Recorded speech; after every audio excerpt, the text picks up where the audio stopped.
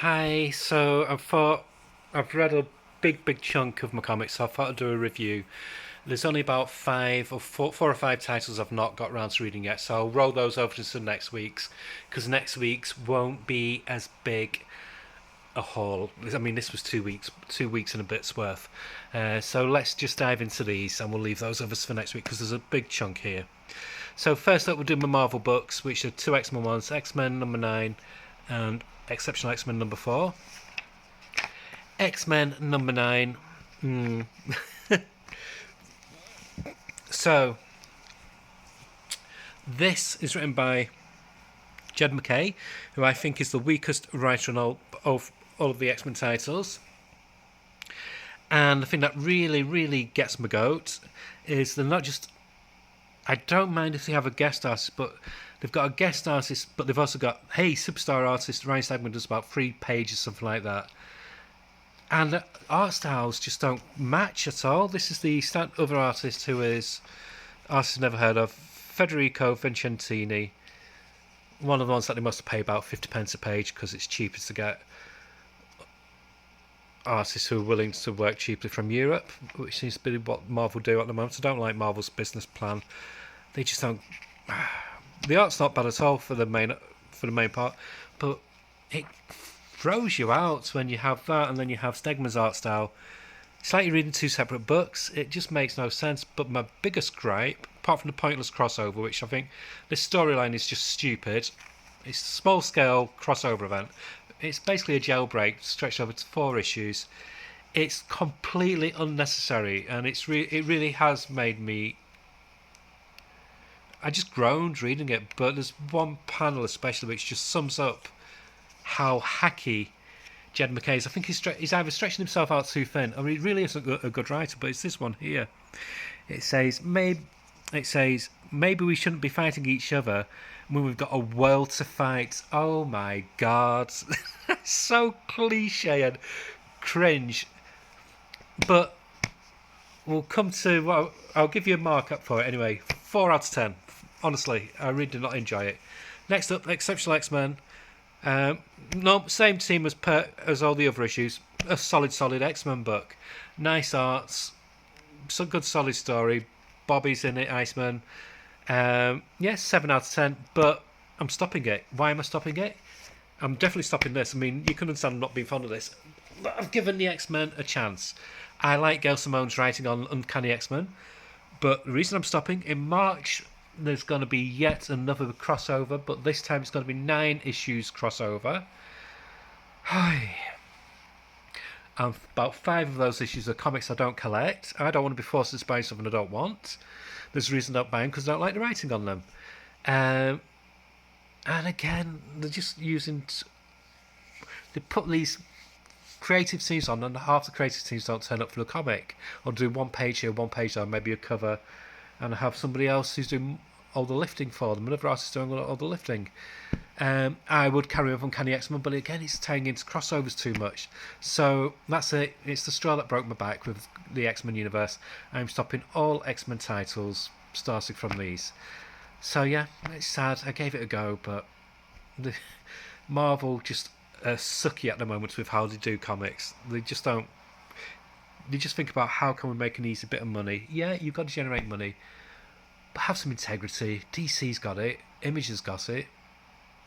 Loads of other companies have. Dynamite have doing it well. Why can't Marvel cater to the fans as well and look at getting good creative teams, getting creative teams with stickability, with not fleecing the customers by putting comics in plastic bags and charging an extra dollar, saying that the blood thirsty when there's more blood in an average Wolverine comic. It's crazy. So there we go. Let's get that out of the way. And this could be hopefully my last gripe, but Metamorpho. I did mention this in the whole video. I had huge. The reason I griped about this one, I had huge high expectations for this. The artwork is beautiful by Steve Lieber, but Al Ewing, I don't know why he's playing that. It's fine having like a retro sensibility to a comic. Mark Waid does it very well with Batman and Robin Year One and World's Finest. But there's a reason some tropes from the Silver Age of comics haven't carried over, like the consistent use of speech bubbles, explaining what's going on in a panel. And he's brought it all back in this issue, and it was a slog to read through. Like the old comics, there's so much text, unnecessary text. And I don't know if it's trying to be adventure or humour or what, but it just felt flat. So, and I do respect Al Ewing as a writer, but I think he just tried to be too clever in concept. It's more like a meta concept than an actual comic. And for that, artwork, 10 out of 10, story, confused out of 10. So yeah, I'm not getting any further than number 1. And then we have a comic I've been championing. I've been singing its praises, and that's Catwoman, just from the All-In issues, by Torun Grombeck and Ignacy on artwork. Gorgeous cover. This is the best Catwoman's been since Brubaker's run and Darwin Cook's run. It's a good, solid European crime thriller now. It's got rid of all the baggage tied in with crossovers with Batman, etc. The artwork is beautiful. I love the colorist as well. Got a really good sensibility to it. It reads like a Luc Besson film. The best Luc Besson films, like Leon and that lot. It's just good. It's a very, very stylish crime noirish heist kind of thriller. Very, very good. 8 out of 10. And then another one that I'm enjoying. I got a bit bored with Tom Taylor's Nightwing, and I think it was the inconsistency. When Bruno Redondo wasn't on the art, the story dipped. This, I think Dexter Soy doesn't overstretch himself, but he's a solid, nice, stylish artist. But Dan Watter's writing is really good as well. It's light-hearted, but got this nice, weird feel to it, what Dan Waters does really well. And the art by Dexter Soy is very, very solid. It's great for Nightwing. It's taken out the worst bits of Scott McDaniel and refined it into a nice, stylish, almost like a manga-esque art style. Very good at action sequences as well. Yeah, I'm enjoying this comic. Very good crime comic. 8 out of 10. And next up is one of the DC's big guns, Justice League Unlimited, by Mark Waid and Dan Mora. Really enjoyed this. Great from the opening page even to the splash page. It's just great. This is what Justice League should be like. I'm from the generation of the late 70s through to the late 80s kind of Justice League fan base, so I loved it when they had huge rosters, and you used to have like the bullet heads going down the sides of each side, especially when they did the crossovers with JSA, and this is what I'm getting the feel I get with this. I like Justice League. It's my big superhero comic. I love it should be grand. It should be the biggest comic out there, and this is what this is. And yeah, they're both creatives at the top of their game. Nice to see Martian Manhunter getting a big spotlight on it as well. His powers have been made wonky. Good use of the parademons. It's a good mystery. It's just solid all round. 9 out of 10. This one, I normally enjoy World's Finest. I thought this was a bit of a dip in an issue, but it's a one shot. I don't like the art. I'm not saying it's bad. It's not bad at all, but it's just not my style of art. Something about this style of art I don't care for. But it's by Mark Waid and Fran Galen doing art and colours. And it features Jimmy Olsen, Batgirl, and Crypto and Bathound. Yeah, not one of my favourites. So 6 out of 10, but it's a one issue. The regular team is coming back next week with Mark Waid and the artist from Blue Beta, whose name I forgot. So yeah, it was okay, but yeah, about between 5 and 6 out of 10. And a comic that I missed initially because for some reason, didn't put it in my pull box when they should have done. So I picked it up this week. Green Lantern number 18. Gorgeous, gorgeous art by Zemanko. And really fun writing by Jeremy Adams. I was not Jeremy Adams' fan when he did Flash. I hated his writing on the Flash, but he's cooking in this now. I didn't care for the first 5 issues or so of Green Lantern, but he's found his groove now. And now that it's gone more out of space and bringing in the rest of the Green Lantern mythology, this is as cosmic as comics can get, and it's wonderful, especially with this artwork. It's just absolutely beautiful. There's a lot of characters in it, but none of them feel ignored. It all works well. It brings a satisfying conclusion to the big overarching story that's been going on for like 12 issues, and sets the stage for the next story sequence. And yeah, 9 out of 10. And we have another strong comic, Superman 21, by Josh Williamson and Dan Mora again on art. Beautiful, beautiful artwork. This is like a bit of a breather issue. So Superman and Lois are on having a date night, basically exploring her powers. And it's basically like a little bit of a brief before the main plot points with Doomsday come into play next issue. And the artwork is beautiful. And I love hipster Lex Luthor. I know he's going to go back to being the old roguish Lex Luthor eventually, but I like this innocent Lex Luthor, and I like this budding romance going on here with him and Mercy.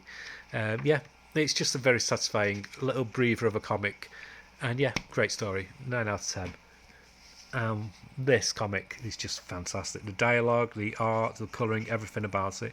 Batman and Robin Year 1, Issue 3.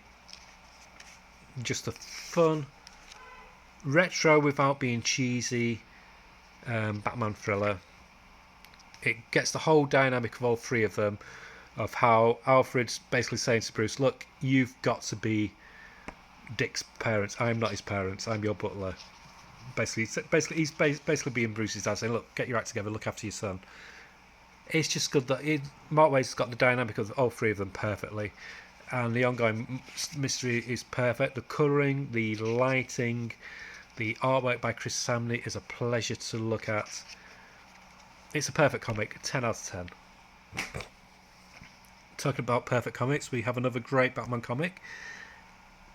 Okay, we're getting an oversaturation of Batman, but when each one's a banger like this, I don't care. Basically, nearly all of DC's comics coming out at the moment are fantastic. I've had to stop some just down to the sheer volume, so I've got to be ruthless. But one I'm not stopping is Detective by Tom Taylor and Mikel Janin, who's doing the colouring as well. The artwork is some of the most beautiful artwork I've seen. He's like a very refined Frank Whiteley, so it's got rid of the shakiness of Frank Whiteley.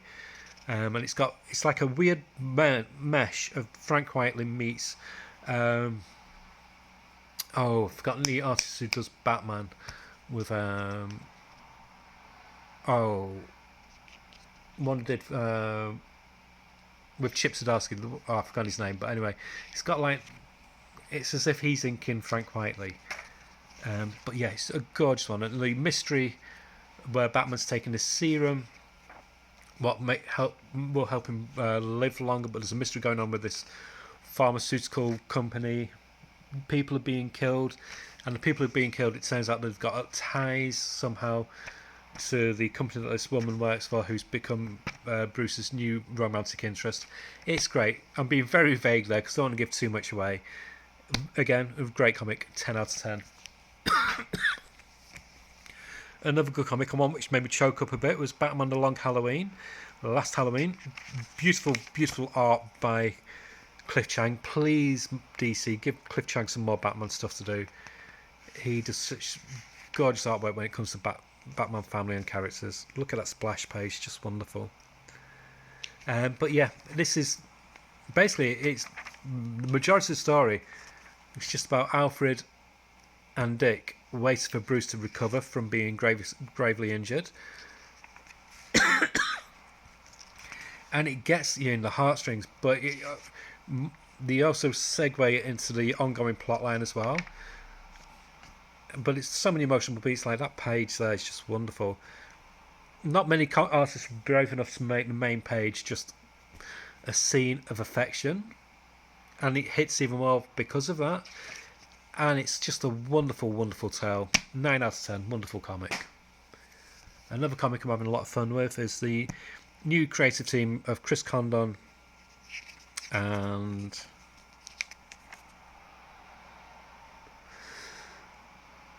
Montes on artwork, who was the Green Lantern War Journal John Stewart artist.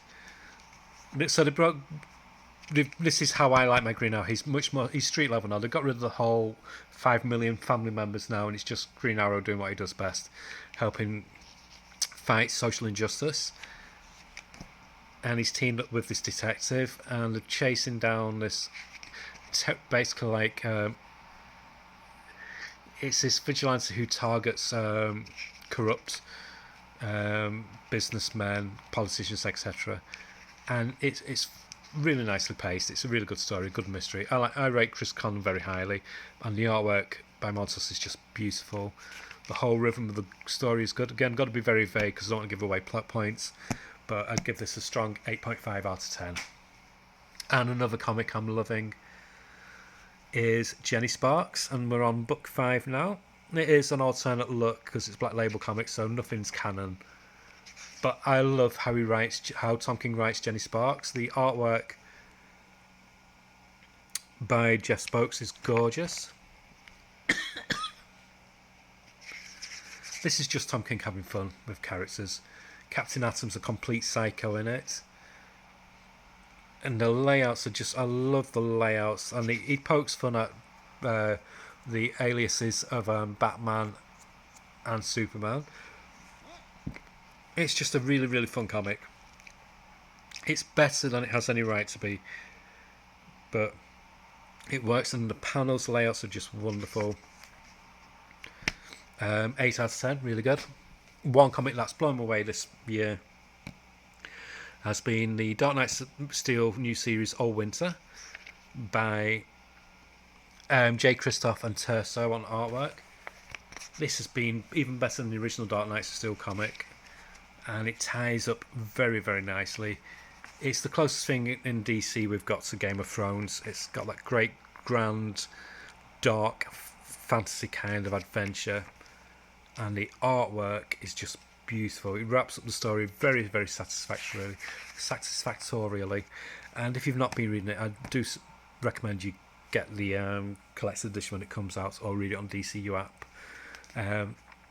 But yeah, the use of colours as well is very, very cleverly done, and the use of characters, because they paired together characters that we wouldn't expect to be paired together, and you forget you're reading about characters based on characters from DC Universe. It's just a great Elseworlds comic. 9 out of 10. It's been a very, very enjoyable read. Talk about enjoyable reads, we've got Absolute Wonder Woman number 3 by Kelly Thompson and Hayden Sherman. Hayden Sherman's artwork is just amazing.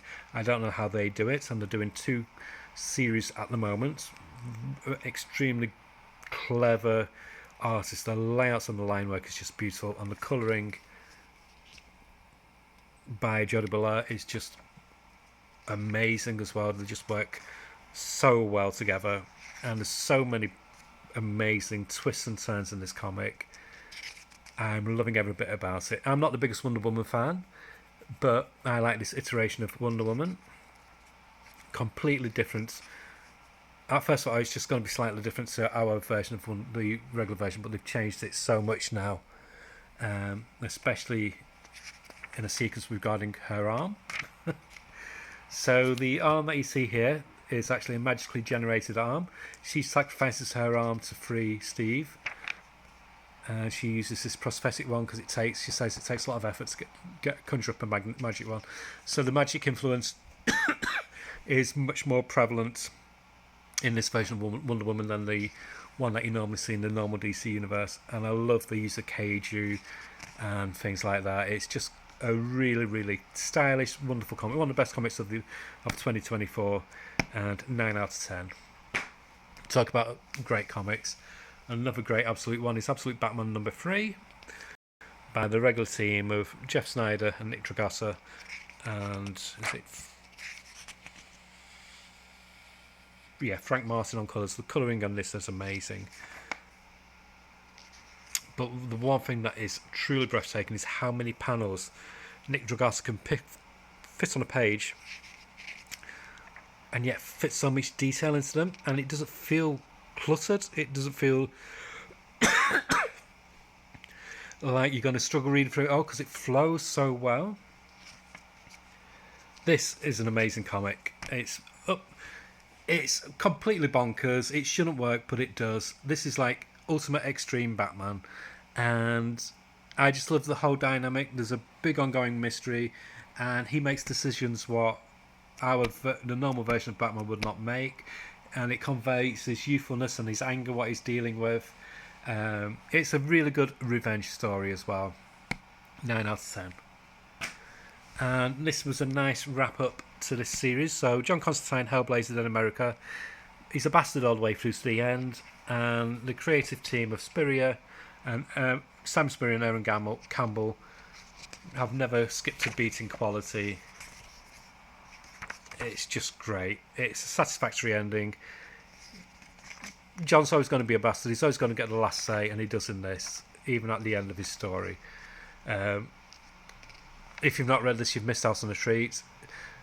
I do recommend get it when it does get collected, and I hope this, now with Vertigo coming back, I hope this leaves the door open for more Hellblazer tales from Vertigo. Yeah, I give this issue 8.5 out of 10. I give the series as a whole 9.5 out of 10. One comic I had a lot of fun with, and I didn't think I would, is Freddy the Fixer. It's a one-shot from Garth Ennis, Mike Perkins. It's from an Image imprint called Ninth Circle, which is overseen by Joe Pruitt, who used to do Caliber.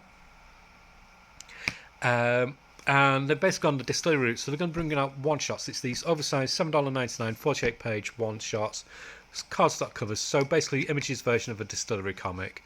But instead of being 3 or 4 issues, they're just one-shots. This is... I didn't think I'd enjoy it as much as I did. I think I've enjoyed it more than a lot of other people have. Artwork is great. He's basically a fixer, but in this world, in films and that, like the monsters that you see, they're real. So the Bogeymen are real. So basically, Freddy Krueger would be real. Werewolves are real. Mermaids are real. And he basically cleans up any messes that these monster superstars who've made it big through the entertainment business have left behind. Like there's a gay werewolf who, in the throes of passion, kills his this rent boy that he hired out for the night, and it's just about this guy finding out what's going on. It's got shades of the old-fashioned pulpy gumshoe kind of stories from the. It brought to mind the the Longer Bye. Was it the Longer Bye? With the actor from MASH. Oh, I've forgotten his name. But that kind of like downtrodden person is just trying to get by and do his job, and things get in the way. Shit happens. And yeah, it's good. It's a fun read. 8 out of 10. Really pleased it picks you up, and I do recommend it. Talking of fun reads, we've got our... We'll come to those in a second. We've got this one, which ties up the first story arc of Johnny Quest, number 5. This is by Joe Casey, Sebastian Perez. This ties up this storyline so well. Very, very satisfactory. This has been one of the hidden gems of 2024, and I wish more people had picked it up. And I thought, oh great, it's going to finish with issue 5, so I was really disappointed. But good news is, it's coming back in a new series where they team up with Space Coast, and it's going to be called Space Quest in March. And I'm definitely going to be getting that. I will give this comic a 9 out of 10. And then we have Geiger, number 9. This issue felt very rushed for me, and I really, especially when it comes to Paul Paletti's art, I did not like his art in this comic at all, in this issue. There's things that I find very jarring in his fight sequences.